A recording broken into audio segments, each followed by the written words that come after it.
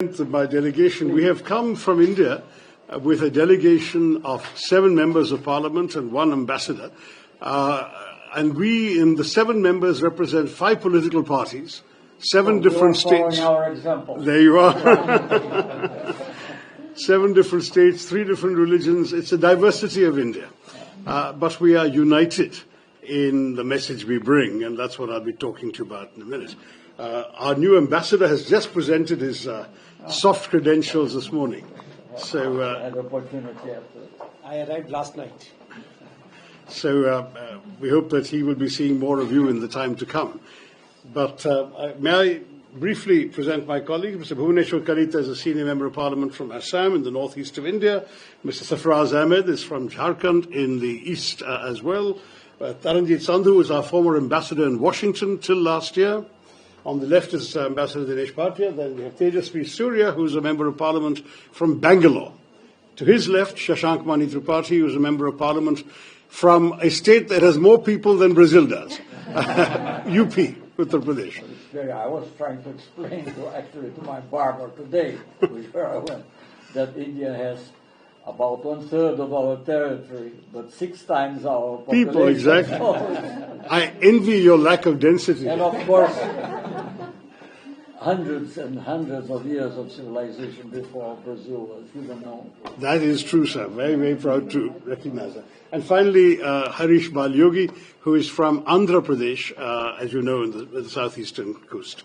So we represent, in many ways, the diversity of India. And the reason we have come is very much to seek greater sympathy and understanding on the part of our friends.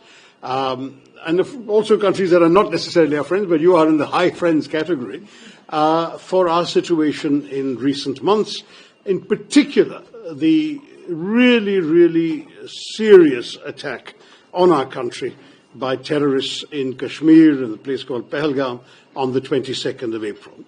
I must say that we saw the statement by Brazil. We were also very touched by President Lula telephoning our Prime Minister personally to express his concern and condolences.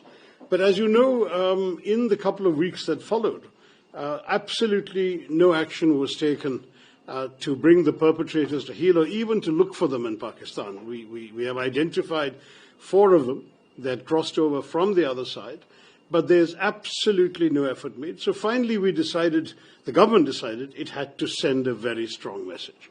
And this is why on the 7th of May, India struck 9 terrorist bases. And I say this very carefully. You know, Celso, from your years at the United Nations, and I think this is the first time I'm seeing you in an Indian capacity. I've always met you as a UN official. Let me say that here we are looking at organizations listed by the 1267 Committee at the UN. These are organizations whose terrorist standing is not in doubt. They're also on the terrorist designate list of the United States government. And their headquarters, base camps. In the United Nations also. Yes, in the sanctions, Terrorist Sanctions Committee, 1267 Committee. So I just wanted to say that we chose targets very carefully where every one of them was clearly and explicitly linked to, or the base of, or the training camp of one of these proscribed organizations.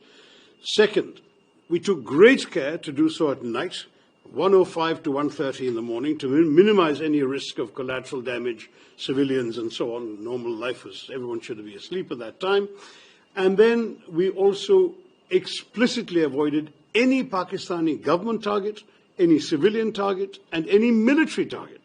So the whole idea was to signal we are not trying to start a war.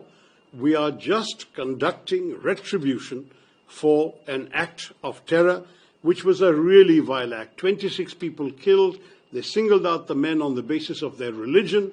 They shot them dead in front of their wives and children. It was really horrendous. And it was meant, of course, to do the maximum possible damage to India, to disrupt the Kashmiri economy, which was booming, to end the prospects of tourism flourishing in Kashmir. Tourism had gone up by 100% in the preceding 12 months, to also perhaps create a communal backlash in India, because these people said, are you Hindu? Bang. Can you recite the first verse of the Quran?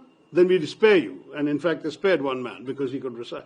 And this was clearly intended to send the message. It is our religion that is killing you. And so the hope was that there would be a backlash back in India.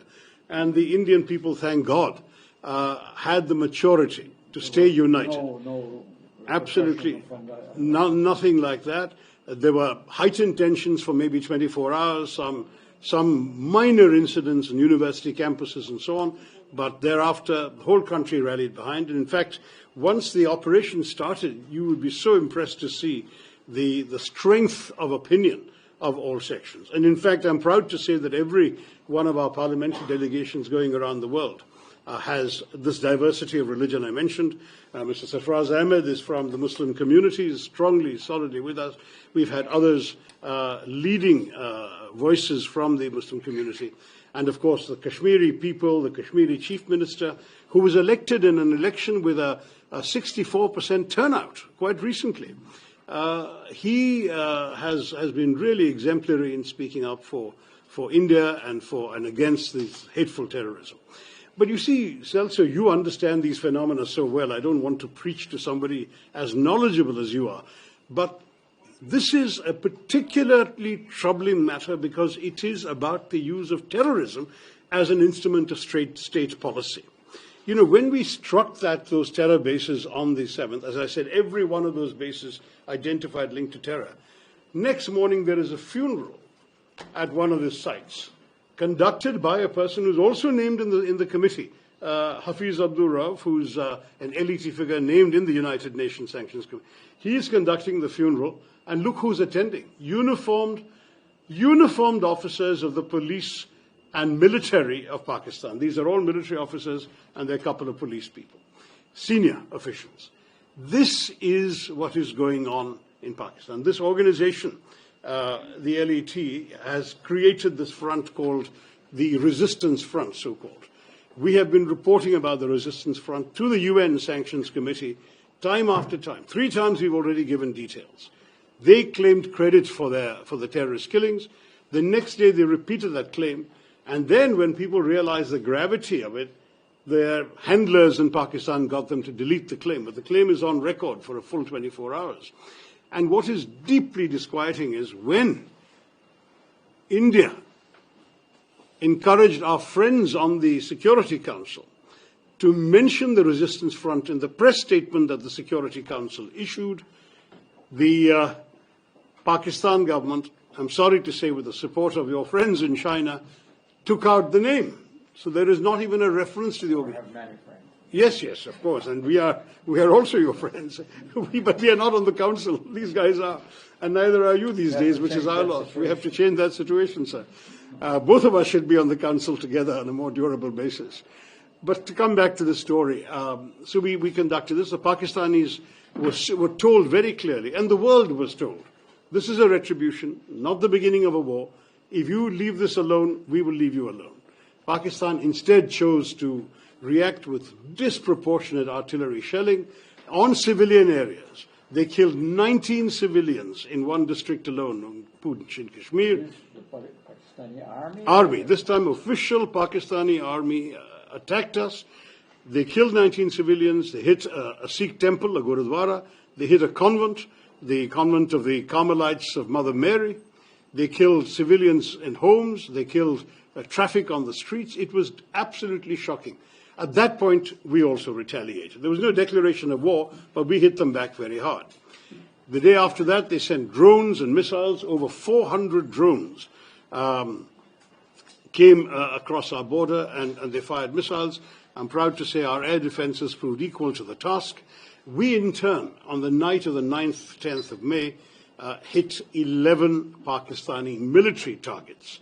These were airfields of the Pakistani Air Force. It was when, more or less. Well, we to keep the calendar, this is more or less.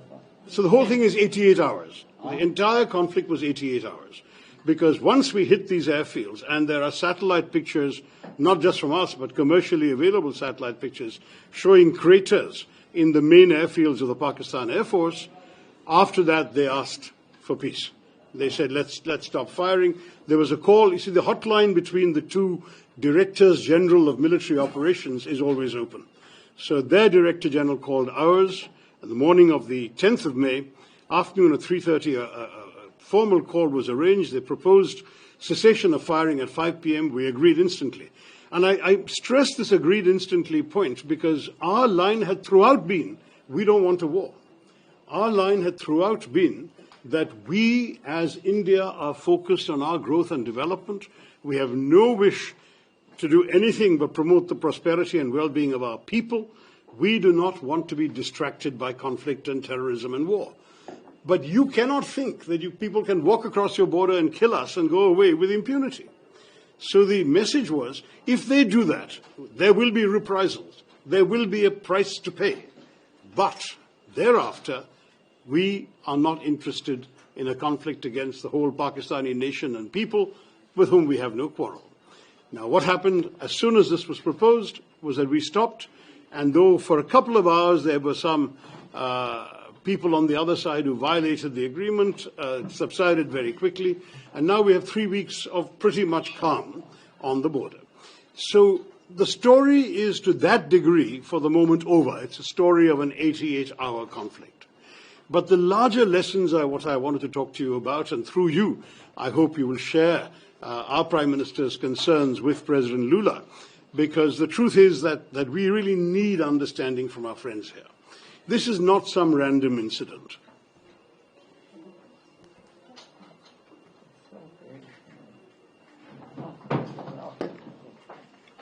This is not some random incident, Celso. This is very, very seriously part of an organized effort by elements within Pakistan to systematically undermine the Indian state.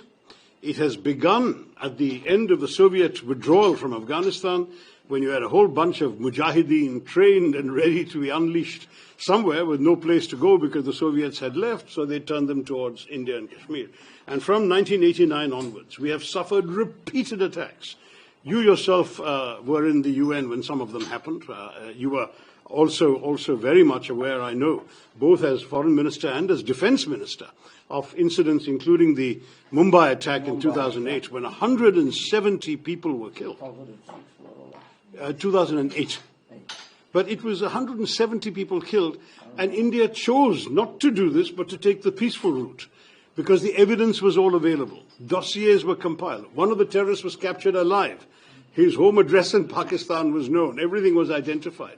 Western intelligence agencies, not just ours, had recorded the chilling voice of that killer in Pakistan, the handler, giving minute-by-minute instructions to the terrorists to shoot and kill each of their victims. While the killing was going on, the operation was being directed from Pakistan. All this evidence was collected. And we thought, the government, which was at that point my party's government, Dr. Manmohan Singh's government, thought that this convincing dossier will result in the end of Pakistani terrorism, that the whole world will tell Pakistan not acceptable, so on and so forth. I'm sorry to say it didn't happen. Full dossiers were given. Pakistan was put on the grey list of the Financial Action Task Force. Not one person has been prosecuted, let alone convicted. Not one. They made a token gesture of arresting one or two of the names that we had provided, which were associated with the dispatch of this mission.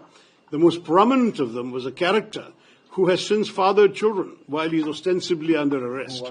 Who has since fathered children while he is ostensibly under arrest. That is the kind of arrest that he is enjoying. It's a joke. The Pakistanis are not serious about terrorism. And this is why, time after, the Pakistanis say, let us have a neutral investigation. There could have been no more neutral investigation than the one of 2008. Practically half a dozen Western intelligence agencies had material that was shared and that was collectively presented to the Pakistanis.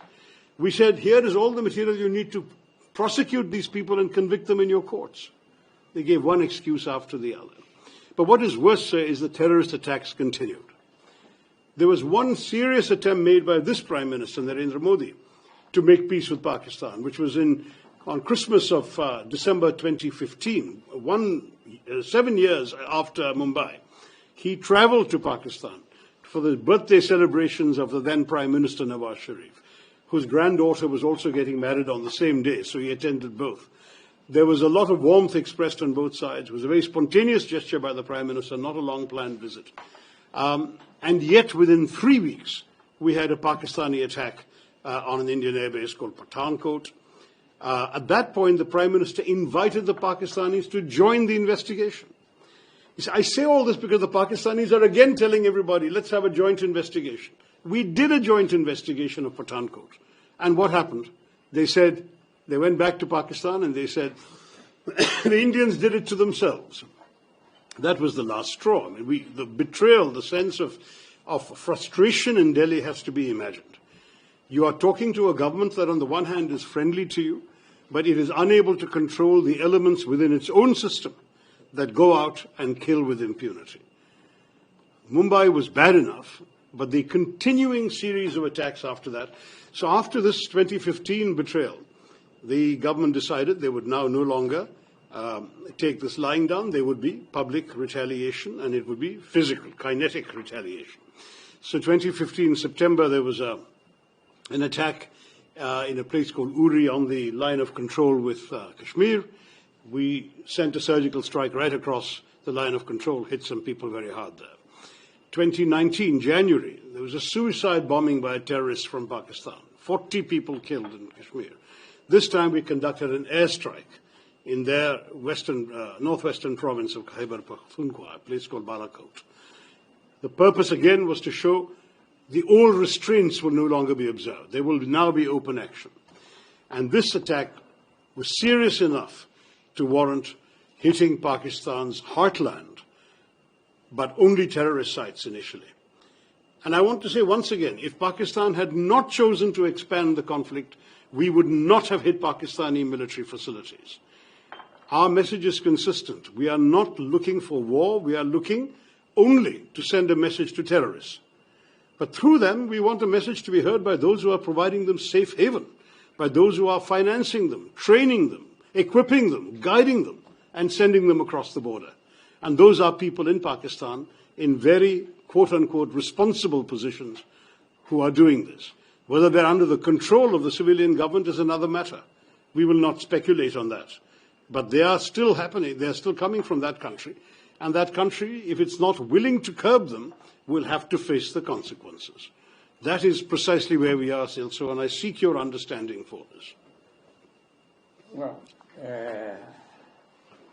thank you very much. I see your visit here, and parliamentarians, I don't know how many countries you're going